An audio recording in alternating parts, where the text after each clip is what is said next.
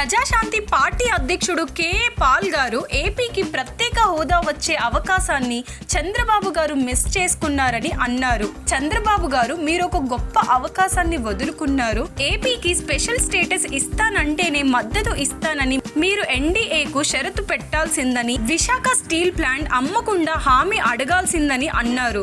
బీజేపీకి 240 సీట్లు వస్తే మిమ్మల్ని నితీష్ కుమార్ ని వాడుకొని ఇప్పుడు వాళ్ళకి 309 సీట్లు వచ్చాయని, అదే మీరు కండిషన్ అప్పుడే పెట్టి ఉంటే ఇప్పుడు ఏపీకి స్పెషల్ స్టేటస్ వచ్చేదని అన్నారు. బీజేపీ ఇచ్చిన 10 హామీలలో ఏ ఒక్కటి తీర్చలేదని, అసలు మీరు జైలుకి వెళ్ళడానికి కారణమే ఢిల్లీ అధికారులని మీకు తెలుసు. ఇప్పటికైనా మీకు చివరి ఛాన్స్ ఉంది. రేపు మీ ప్రమాణ స్వీకారంలో పాల్గొంటున్న మోదీ వద్ద ఏపీకి స్పెషల్ స్టేటస్, స్టీల్ ప్లాంట్ అంశాలను మీరు ప్రస్తావించాలి. ఇదే మీకు చివరి అవకాశం అని ట్విట్టర్ ద్వారా వీడియోను పోస్ట్ చేశారు కేఏ పాల్ గారు.